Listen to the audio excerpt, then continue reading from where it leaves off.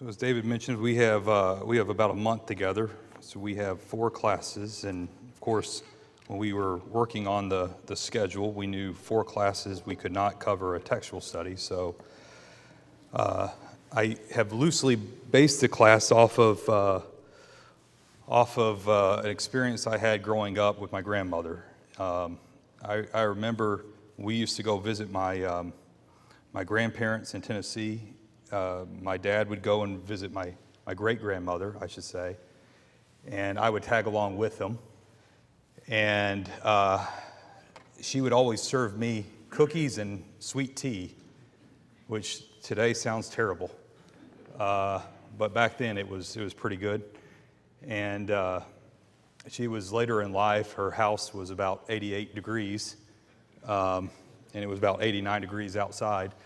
But I got to get cookies and sweet tea. So I'd have the cookies and sweet tea, and then we'd go in her den. And every time we visited, it went the same way. She'd sit at her couch next to the end table with her Bible, and my dad would sit in a chair, and I sat in a chair next to him. And it was kind of silent for a few minutes, and then she would say, you know, Terry Kirk, that's how she referred to my dad, Terry Kirk, we don't study the Old Testament enough. And he said, you know, Grandmama, we don't. Who have you been studying lately? And she would start talking about who she had studied. And I remember it was not a story about Abraham, Moses, or David. I had no idea who she was talking about. And so our class over the next 4 weeks, what I'd like to do is look at some individuals, mostly in the Old Testament. We may venture into the New Testament for 1 week, but I want to look at some individuals in the Old Testament. And the thread with these individuals is they're not Abraham, and they're not Moses, and they're not David. Although we may talk about those people, they're going to be individuals that I wouldn't say you don't know them, because what I've learned with all of you is you know your Bible.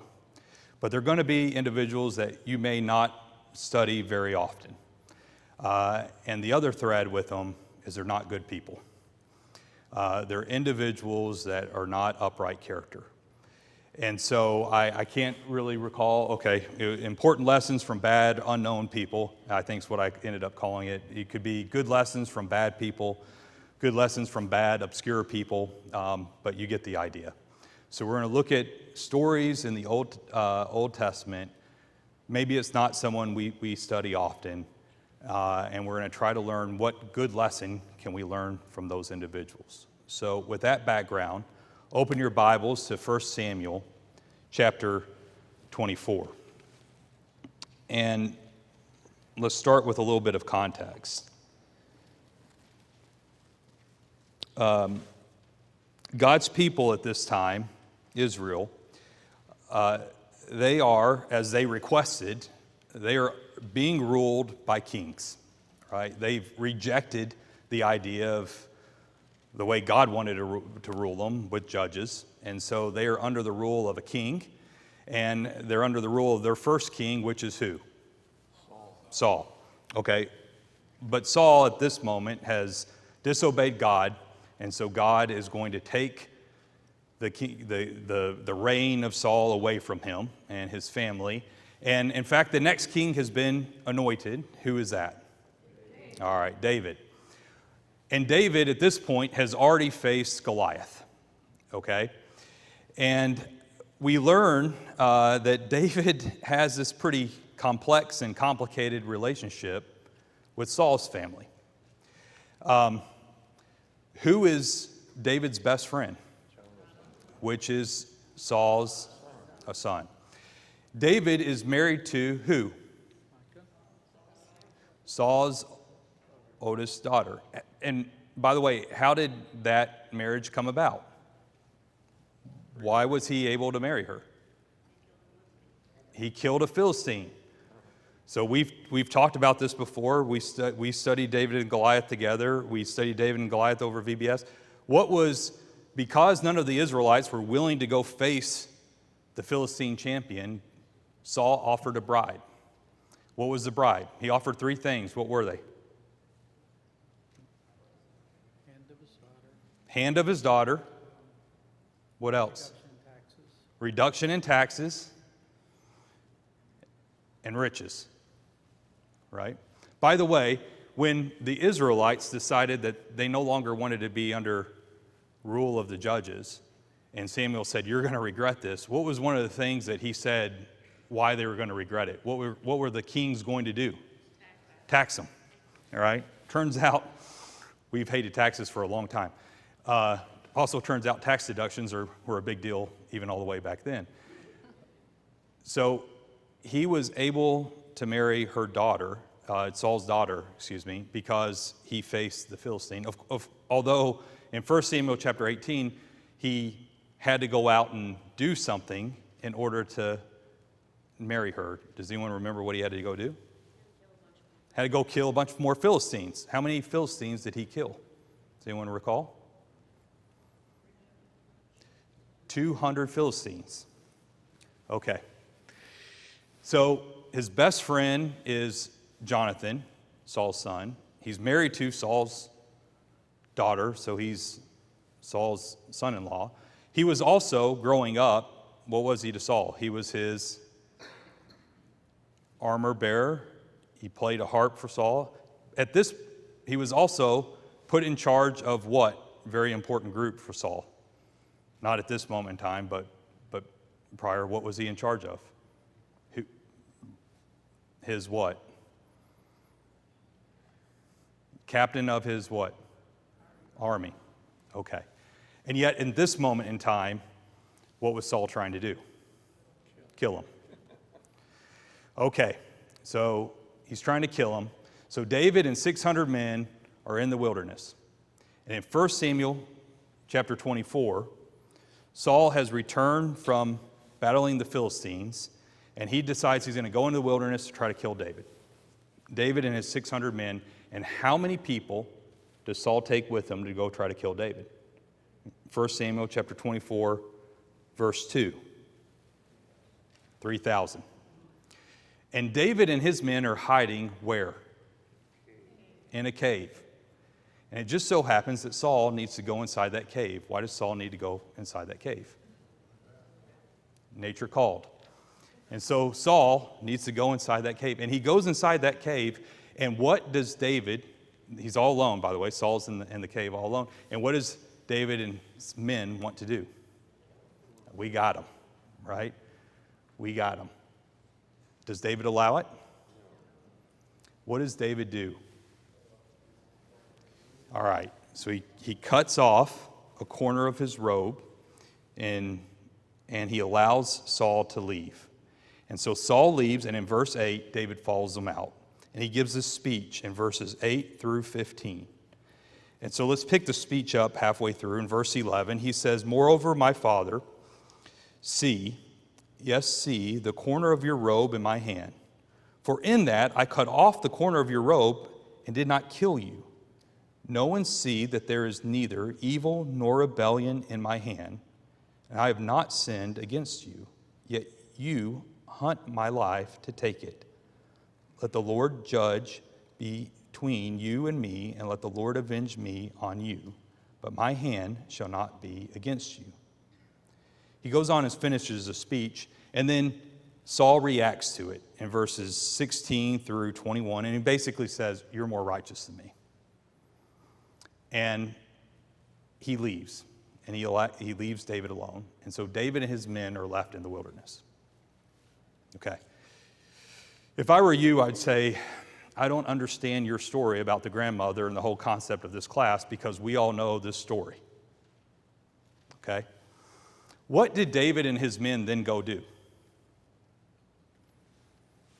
Just hang out in the wilderness?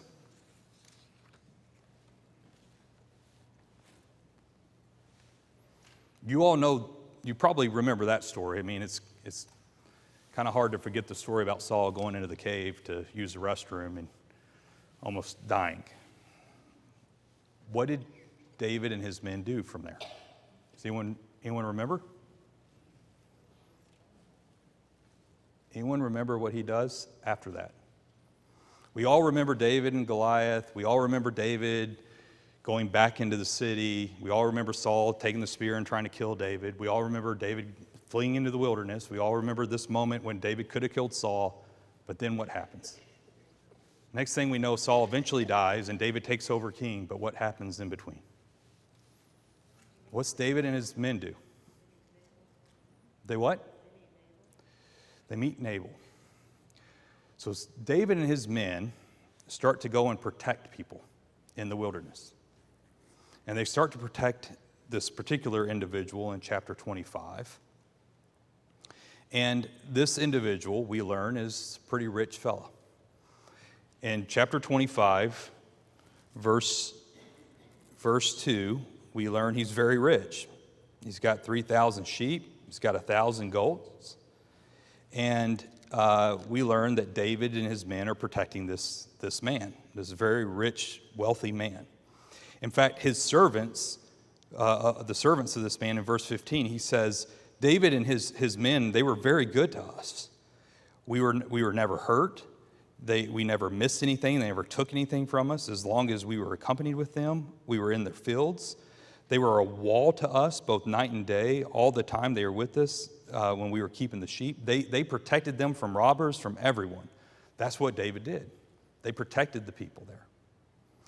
And so as David is protecting this rich man, it turns out that while they're in the wilderness, in verse 4, this man's shearing his sheep. And so David sends 10 young men to go meet him. And he tells them to say this to the man who, in verse 6, it says, who's living in prosperity. He says to these 10 men, go to him and say, peace to you, peace to your house, and peace to all that you have. Now I have heard that you have shearers. Your shepherds were with us, and we did not hurt them, nor was there anything missing from them, all while they were in Carmel. Ask your young men, and they will tell you. Therefore, let my young men find favor in your eyes, for we come on a feast day. Please give whatever comes to your hand to your servants and to your son, David. What's David asking of this man? Food? All right. So let's set this up. It's a feast day, apparently some kind of celebration day. This man who's very wealthy is shearing all his sheep, right? He's apparently going to get paid for doing that. David has provided protection for him. And so he sent his men and say, listen, we've protected you. We've treated you fairly. We've treated you appropriately. We've never taken anything from you. Treated you fairly. I mean, look, it's David and his warriors, right? And so on this day of blessing, share with us some of what you've been blessed with for protecting you. Okay? So, seems like a pretty fair request. This is the man's reaction. Verse 10. Who is David?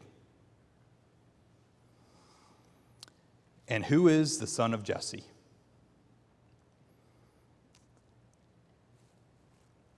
Do you think this man has any idea who David is? Do you think he knows who he is?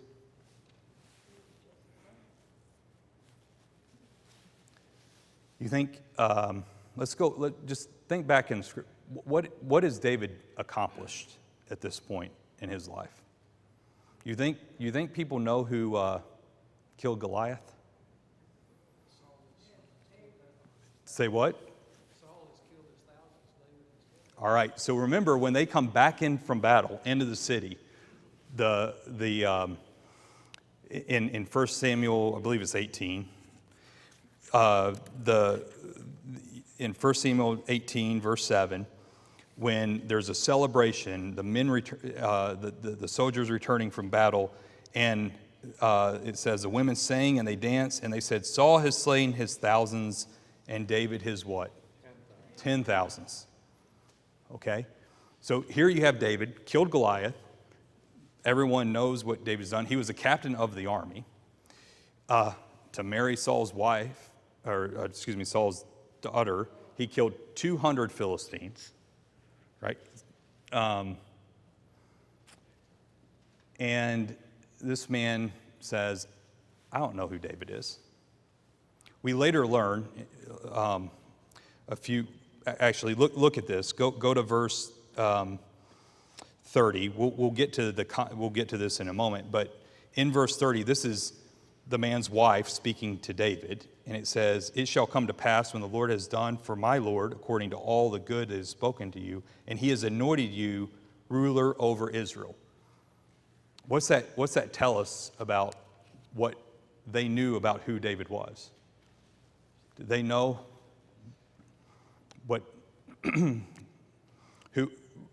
who was going to take over as king?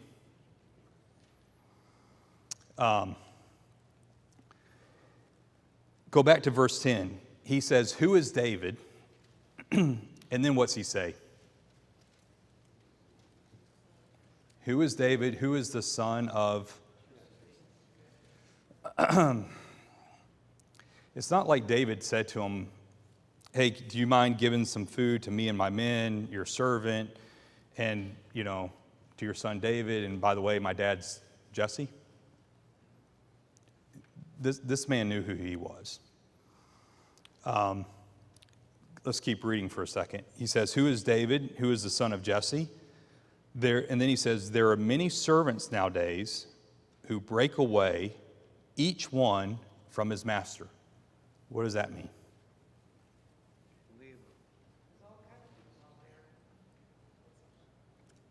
Who is the servant? David. Who's the master? Whew. There's many servants breaking away from the master. He clearly knows who he is. He's on the run from Saul, right? And so he says, "Who is David? Who is this son of Jesse? There are many servants who have breaked away from their master." And now listen to all the references to what this man, thinks about what he has. "Shall I then take my bread and my water and my meat that I have killed for my shears and give it to men when I do not know where they're from?" We actually learn a little bit more about this man. When you go up to verse 3, it says he was harsh, he was evil in his doing. Some versions may say he was badly behaved, or he was mean in his doings. This is not a good individual, okay? We also learn he was from the house of Caleb. Why is that significant? Does anyone know?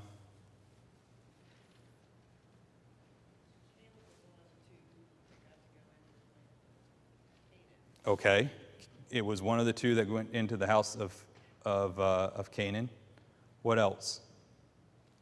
They were given choice land that they had to take from giants. Okay. Anyone else?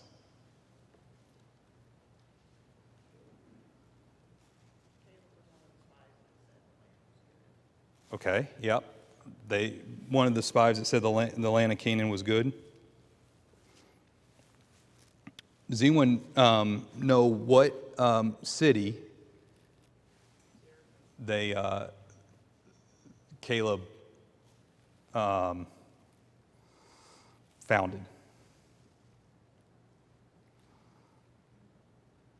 What city it's believed that they founded?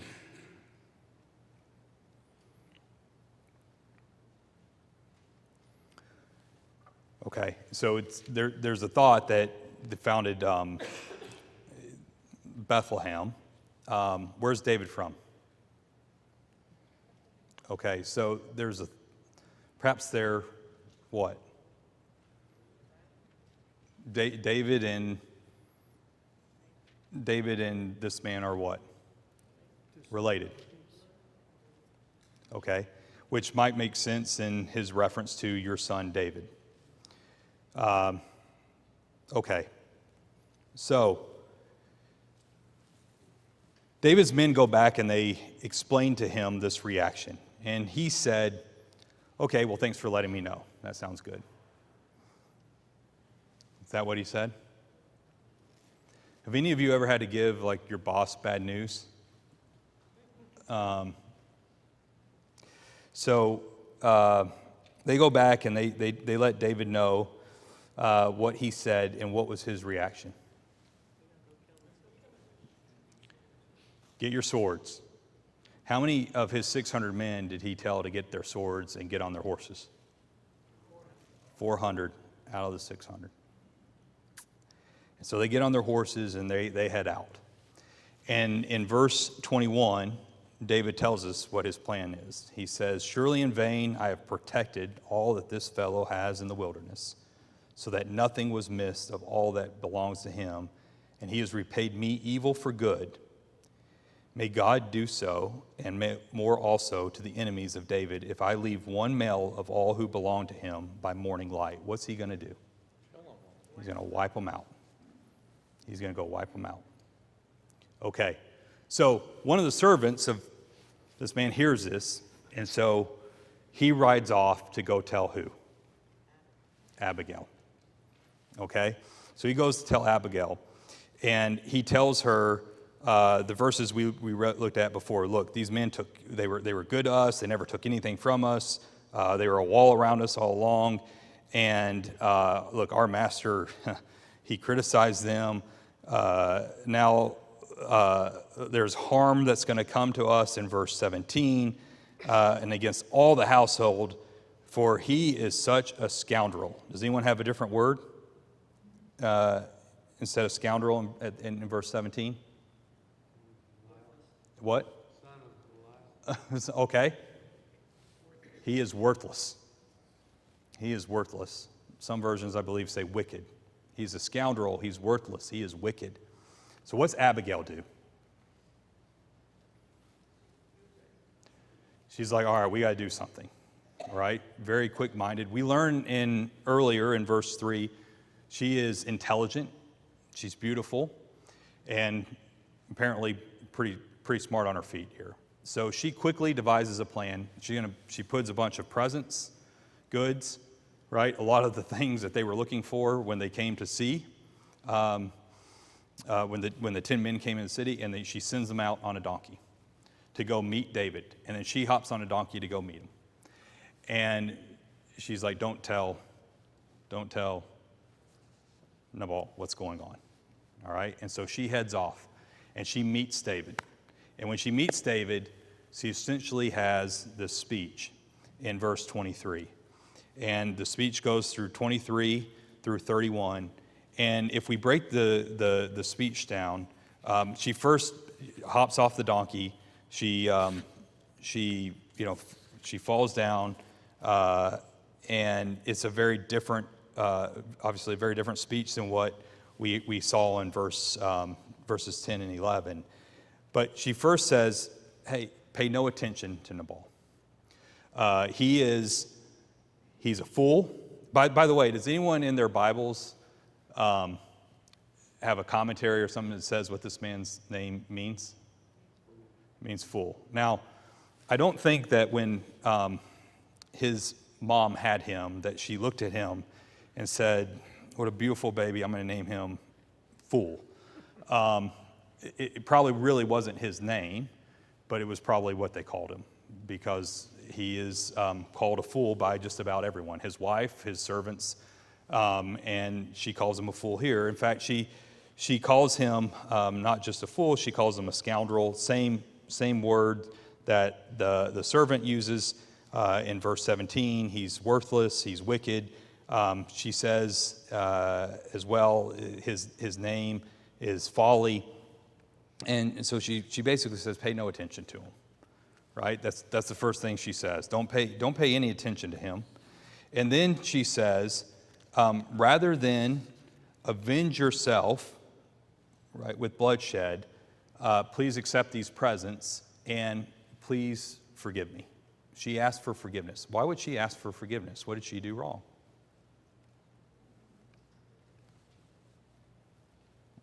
Why is she asking for forgiveness? Okay, her husband did it. Their household. That could be an answer. Why else?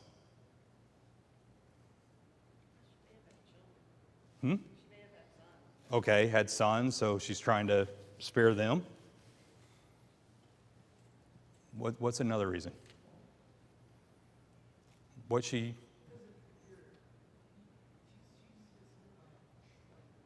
What? Okay. So the household had offended David, and so she's asking for forgiveness. What's another possible answer?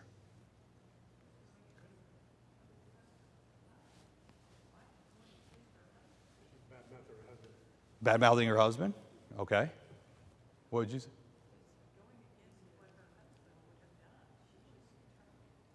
Oh, yeah, no, she's going against her husband? Yeah.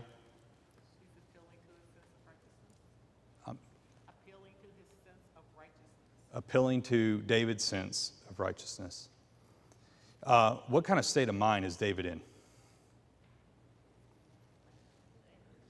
Pretty hot, right?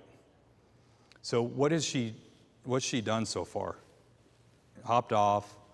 She said, pay no attention to him. He's worthless. He's a scoundrel. He's foolish. But instead of avenging yourself with bloodshed, take these presents, these gifts, and please forgive me for what happened. What's she trying to do? Make peace.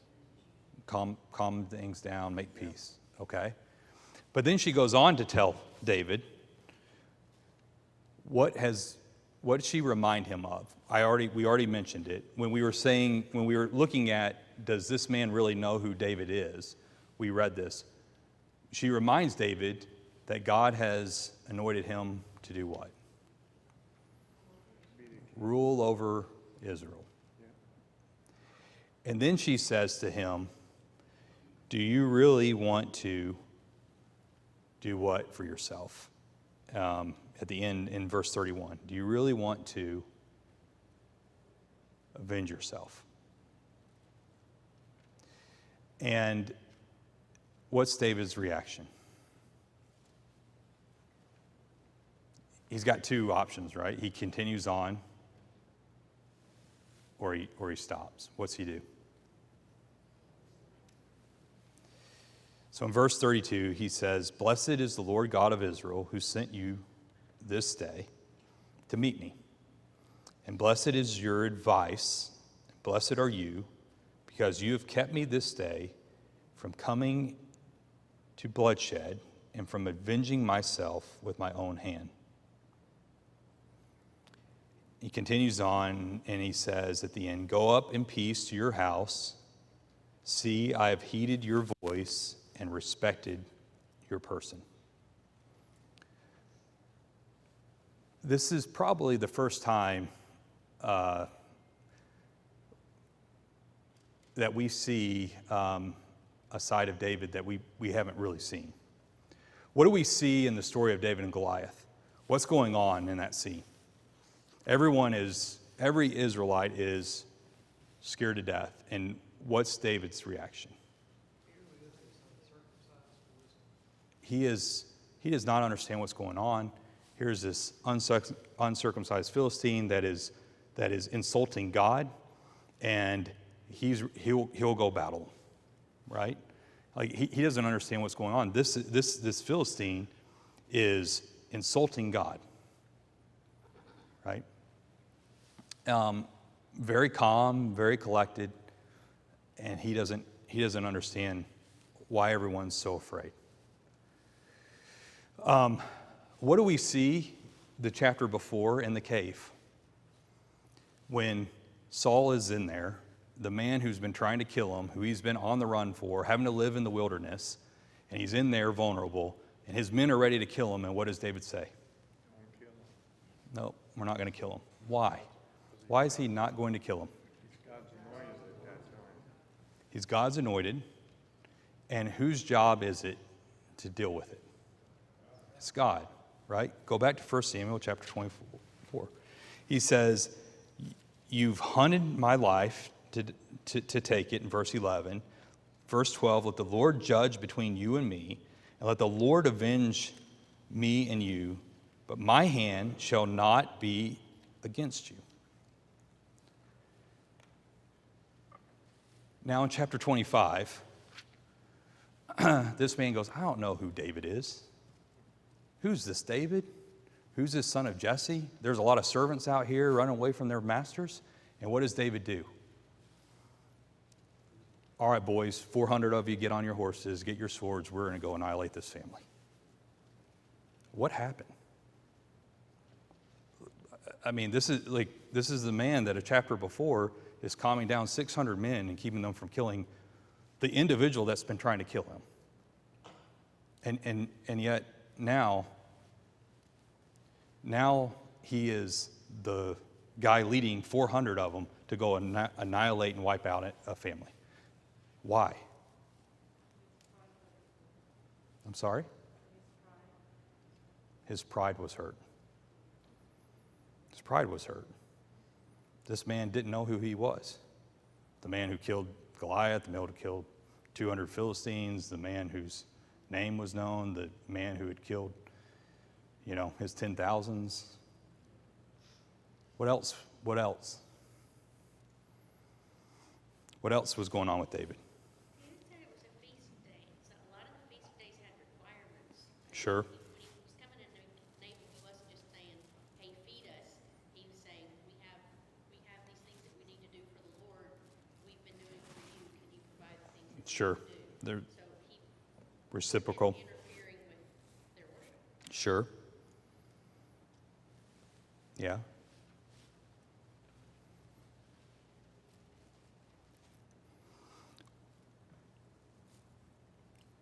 How do you think? What do you think David's state of mind was?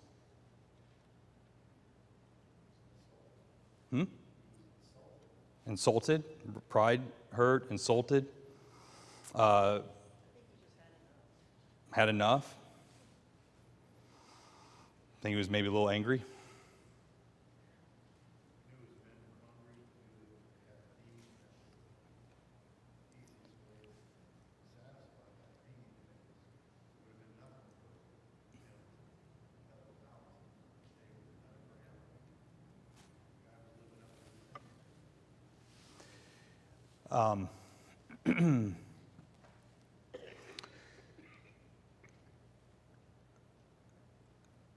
What ends up happening to Nabal?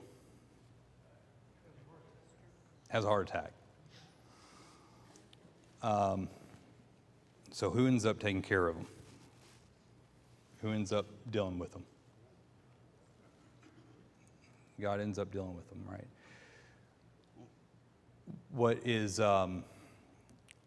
What's interesting in this story is how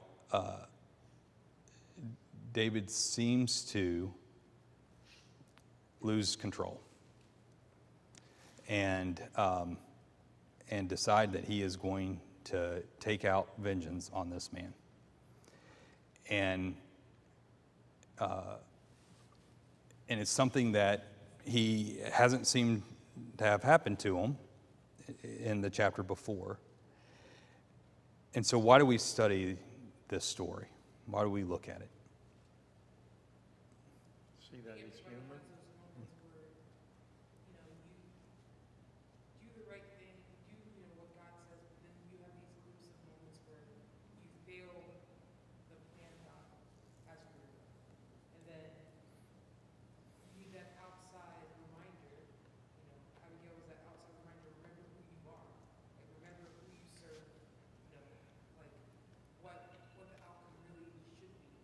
And that one brief moment gave him the time to really think, oh, this is not who I am. This is not what God expects of me. Okay, let me for those who didn't hear, let me summarize. In chapter 24, David certainly demonstrates that he understood what God expected of him, right? And I think if we read Romans chapter 12, I believe it's verses 17 through 21, God's pretty clear what he expects in terms of the way we deal with individuals in terms of repaying evil for evil. Vengeance is mine, says the Lord. And in chapter 24 of 1 Samuel, we see David handle that situation. He knows what is expected of him, and he manages it. In chapter 25, despite knowing exactly what is expected of him, he gets angry, he gets upset, he lets his emotions take the best of him, and we see him react despite knowing exactly the way he is supposed to behave, exactly understanding what God expects of him. He doesn't react that way. Why? He's human.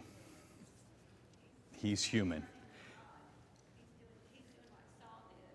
Saul didn't ask God for guidance from him, but he had to pray that his reign in his kingdom. Now David's doing the same thing. He's human, and so here's the point: we're all human, and we can all know exactly what God expects from us. We can all know exactly what we're supposed to do, and there can be moments in our life where we do exactly the way God wants us to. But there can be Nabals in our life or Nabals in our life that will just cause us to forget it. And hopefully we have Abigails in our life that help us see the right way we're supposed to do it. And this is a perfect example with 2 chapters back to back of an individual who knew the right thing to do and demonstrated the right thing to do the way God wanted to do it. And then a chapter later was provoked, got angry, didn't think straight, wasn't acting the way he was supposed to act, and thankfully, Abigail prevented him from doing what he was not supposed to do. And the lesson for us is stay away from the Nabals, and get as many Abigails as you can in your life. But it's a good lesson. You can know exactly what you're supposed to do, and it's a good lesson about how anger and pride and those things can take control of you pretty quick. I wonder if Abigail's servant hadn't heard what was going to happen, didn't meet it back to her, and she did what she did, how that would have turned out. If she hadn't met David, yeah. If David had not decided to do that, the servant wouldn't have went back and Oh told yeah, It wouldn't have triggered all of those events. sure, yeah. I think back when David faced Goliath, he had trust in God. And that was his motivation to go after Goliath, right? Yeah, And in this case, he had trust in God to handle Samuel or Saul. yeah. And then all of a sudden, like you said, he forgot. He decided he was going to take care of it. He's Yeah, going to take care of it yeah. himself. So when we rely on ourselves to do something and not trust God to do what's right, that's the problem we get. Sure. Yeah. Yeah, for those who didn't hear, it's when David was facing the Philistine, Goliath, he had trust in God. When he was in the cave with Saul, he had trusted God. And here, for some reason, he decided he was going to take care of it on his own. Thank you for your good participation, and we'll see you next Wednesday.